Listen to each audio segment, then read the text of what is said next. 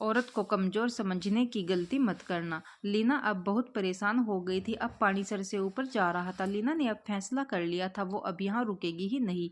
लीना ने trolley bag में अपने सभी कपड़े रखे, स्कूल कॉलेज की मार्कशीट के साथ साथ सभी प्रतियोगिताओं के सर्टिफिकेट भी रख लिए और बैग को बंद करने से पहले उसने एक नज़र पूरे कमरे पर डाली जहाँ 6 बरस पहले उमेश उसे ब्याह कर लाए थे। खैर, अब इन बातों से क्या फ़ायदा, उसका आने वाला कल तो उसके आज के द्वार पर दस्तक दे रहा है। उसने ट्रॉली बैग लॉक किया, हैंडबैग में ज़रूरत के सभी सामान रखा, अपना ticket, I card, appointment letter check किया, साथ ही रुपये के साथ कुछ चिल्लर रखकर वह आश्वस्त हो गई। ट्रॉली बैग लेकर वह कमरे से बाहर की ओर जाने लगी तो नंद मीना ने मजाक किया, क्यों भाभी, वापस आने का इरादा नहीं है क्या? ऐसा ही समझो। सदैव चुप रहने वाली भाभी के मुख से ऐसा उत्तर सुनकर मीना हतप्रभ रह गई। चाय की चुस्कियां लेती हुई सासू माँ ने बहू के हाथ में बैग देखा तो वो भी चकित रह गई। लीना दरवाजे तक पहुंची ही थी। उमेश भी ड्राइंग रूम से बाहर निकले और लीना पर बरस पड़े। ये क्या नाटक लगा रखा है? लीना बोली, मुझे नौकरी मिल गई है और मैं जा रही हूँ।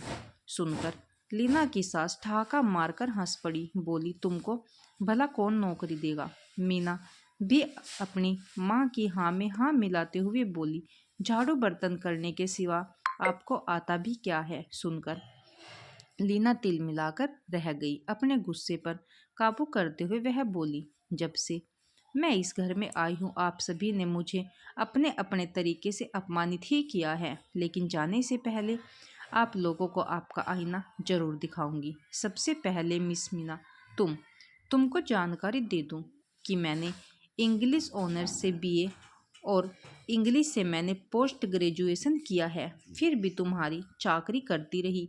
मैं अकेली तुम्हारी सहेलियों को चाय नाश्ता परोसती और तुम टांग पसार कर महारानी की तरह आराम फरमाती, खुद तो कुछ करती नहीं। मेरे कामों में गलतियां निकालकर मुझे अपमानित करती रहती थी। मैं अपने अपमान का घूंट पीती रही और तुम प्रसन्न होती रही। मैंने तो तुम्हें अपनी छोटी बहन समझा।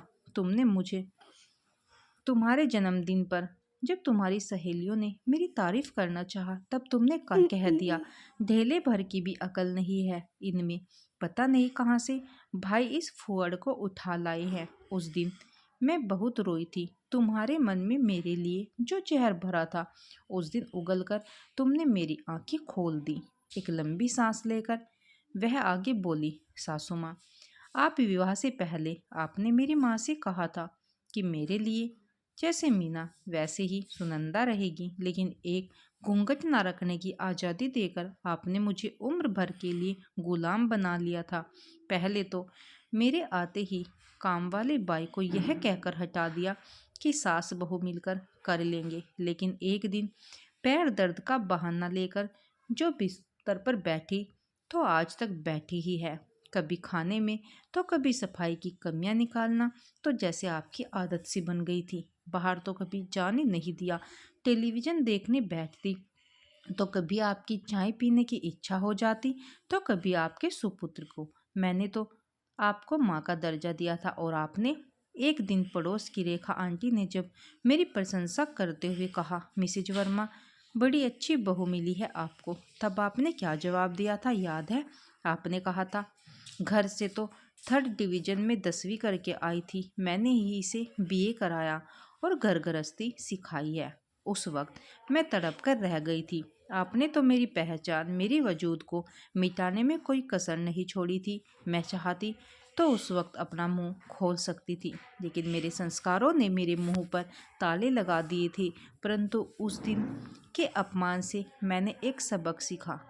लीना के बदलते तेवर देखकर उसके ससुर जी समझ गए कि अब बहू उनका गिरेबान पकड़ने वाली है, इसीलिए उन्होंने वहां से खिसक जाना उचित समझा। तभी लीना ने उन्हें टोक दिया, क्यों ससुर जी अपनी तारीफ नहीं सुनेंगे? सुनकर उनका हलक सूखने लगा। लीना अपने ससुर की तरफ हाथ से इशारा करते हुए बोली, ये महाशय स्वयं को घर का मुखिया कहते हैं, इनसे अपना शरीर तो संभाला नहीं, चरित्र भी नहीं। कभी पानी मंगवाने के बहाने तो कभी सिर दबवाने के बहाने मेरा स्पर्श पाने का हरदम प्रयास कर दे। सुनकर वहां खड़े तीनों प्राणियों ने उन्हें घूर कर देखा तो वे नजरें चुराने लगे। अब लीना ने उमेश की तरफ देखा तो यह सोचकर मंद मंद मुस्कुरा रहा था। जी भर के मुस्कुरा लो उमेश, शायद फिर न मुस्कुरा पाओ। क्या मतलब? क्रोध से चीखते हुए पूछा। तो लीना बोली, बताती हूँ। इतने उतावले क्यों होते हो? तुम्हारी तो एक एक परत खोलनी है मुझे। हाँ तो उमेश, विवाह के बाद मुझे चूल्हे चौके में यह कहकर झोंक दिया कि माँ की तबीयत ठीक नहीं है। ऑफिस की पार्टियों में मुझे यह कहकर नहीं ले जाते कि वहाँ का माहौल अच्छा नहीं है। फिर मेरे सामने मित्रों की पत्नियों की तारीफ करते ताकि मेरा आत्मविश्वास खत्म हो जाए और मैं उम्र भर तुम्हारी दासी बनी रहूं। जब जब बच्चे की बात छेड़ी, तुमने सैलरी कम होने तो कभी रूपा के विवाह का बहाना बनाया। मैंने तुम्हारे हर बहाने, हर झूठ को शिरोधार्य किया और एक दिन टेबल साफ करते समय गलती से तुम्हारी घड़ी क्या गिर गई। तुमने झट से मुझ पर हाथ उठा दिया। वो थप्पड़ मेरे गाल पर नहीं, मेरे दिल पर लगा था और तभी मैंने निश्चय किया कि अपमानित होकर आश्रित रहने से तो अच्छा है कष्ट सहकर आत्मनिर्भर होना।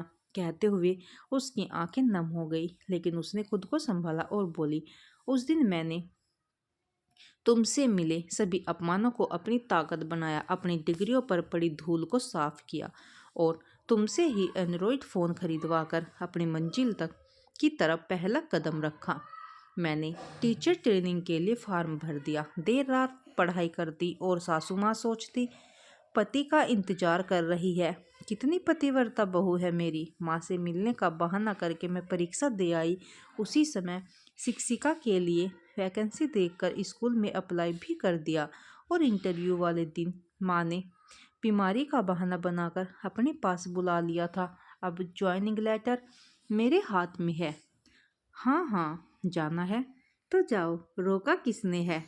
उमेश की आवाज़ में झुंझलाहट थी। लीना बोली, ऐसे नहीं, ये तलाक के कागजात हैं, इन पर हस्ताक्षर कर दो और अपनी माँ से कहो कि मेरी माँ के दिए सारे जेवर मुझे वापस कर दो। कहते हुए उसने कागजात उमेश की तरफ फेंक दिए। कागजात देखकर उमेश सोचने लगा, जिसे मैंने भीगी बिल्ली समझा था वो तो शेरनी निकली। उसने अपनी माँ की तरफ देखा जो शायद जेवर नहीं देने के बारे में सोच रही थी। लीना ने अपने हैंड बैग से एक लिफाफा निकाला और उमेश को दिखाते हुए बोली, साइन नहीं करना चाहते हो? कोई बात नहीं, मेरे पास तो सारे सबूत हैं, अदालत में पेश कर दूंगी, फिर पूरा परिवार जेल में आराम से चक्की पीसते रहना। उमेश ने तुरंत साइन करके कागजात लीना को थमा दिया और माँ को जेवर लौटाने को कहा। सास से जेवर लेकर मीना ने सबूतों वाला लिफाफा उमेश को दिया और ट्रॉली बैग लेकर बाहर निकल गई। उमेश सावधानी से लिफाफा खोला। उसमें गुलाबी रंग का एक कागज था जिस पर लिखा था, नारी को कमजोर समझकर अपमानित करने की भूल मत करना, क्योंकि अपमान हमेशा अभिशाप नहीं होता, कभी कभी